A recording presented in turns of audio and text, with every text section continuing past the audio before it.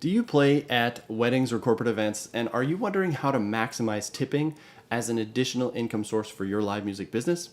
Tipping is often overlooked by live music providers as a revenue stream, and it's usually seen as this sporadic bonus without any kind of control. But in today's video, we are actually going to dig into that a little bit, and we are looking at how to boost your gig tips and unveiling the secret to maximizing your earnings.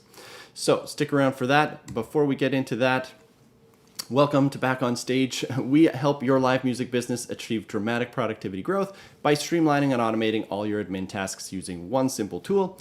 We're a live music booking and management software that puts all your documents, client and team communication, payroll, and set lists into one place so you can increase your gig capacity and revenue growth. You can join our community of thousands of live music makers who use our unique features to decrease average booking time from 3 hours to as little as 15 minutes. Plus, you can save over $2,000 a year by consolidating all your software subscriptions into one. Essentially, we are 8 services in one app. We've got email, a shared calendar, advanced file sharing, and client care, as well as specific music group management tools, contracts, invoices, and payroll all in one, saving you well over 85% on costs of software if you were to cobble this together yourself. So head over to backonstageapp.com and check us out. We'd love to get you into our free trial. Try us out for 30 days, see what you think, and we hope to see you on the other side. So back to today's topic. Once again, we're talking about how to boost your gig tips and unveiling the secret to maximizing those earnings. So let's get right into it here. First of all, will you make more money by accepting credit cards? And the answer is absolutely yes. We analyzed a few hundred credit card transactions, and by no means, of course, is that scientifically significant or anything, but we did start to see some big trends in these numbers, and we thought, hey, why not share this with everybody if this will help you out with your music businesses? So what we saw was that 55% of clients actually chose to tip when using their credit card. That was significantly more than when they were not using a credit card, but we'll go into that in a sec.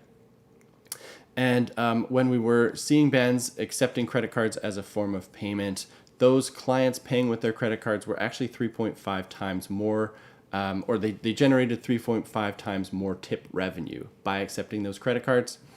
And most clients were tipping anywhere from 7 to 17%, with an average of roughly 10% of the bill amount. That didn't seem to matter between whether it was a credit card payment or a cash or check payment, but on the next slide, I'll show you how big of a difference that made just because of the frequency that people tip when using a credit card. So the big elephant in the room really is, are the credit card fees going to be offset by the amount of tips you make? I hear this a ton from band leaders who join our program, and they say, oh, I don't want to use PayPal or whatever to accept payment from my client because they charge me this 3% fee, and I don't want to have to pay that, and I don't want to have to charge it to my clients, so I would rather just take cash or check payments. We're going to actually do a video here in a few days on how to kind of offset these credit card fees and kind of get around that a little bit. But I will say, for starters, you definitely should be using credit card as a form of payment.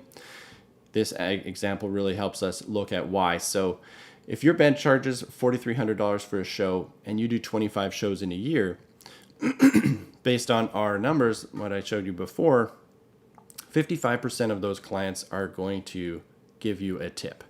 So that turns into 14 clients. They're each giving you roughly a 10% tip. You come out the end of the year with a $6,000 total tip amount.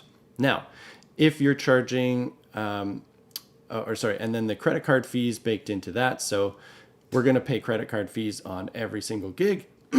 Pardon me. So we've got 25 gigs at $4,300 times roughly a 2.9% credit card fee, and that comes out to about $3,000 at the end of the year. So all your income minus that expense, you come out at the end of the year with a net tip of almost $3,000. Now, if we took away that credit card option for people completely, we found that only 2 of those 25 clients would actually give you a tip. Same tip amount though, at around 10%. So you come out at the end of the year with about $860 in tips. So no credit card fees there, obviously, but what do you prefer? $860 or $2,900? This is a significant amount of money, and we're only looking at 25 gigs. You're doing 1 gig every 2 weeks with your band.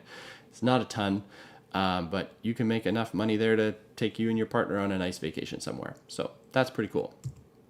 So can you use BackOnStage for credit card payments? Absolutely you can. We make that really easy through our client portal. We've got a simple and clear tip option there. So when you send an invoice to your client, they log into their client portal and they will see an option right there to add a percentage or a fixed amount. They type in the value and it calculates it for them right there.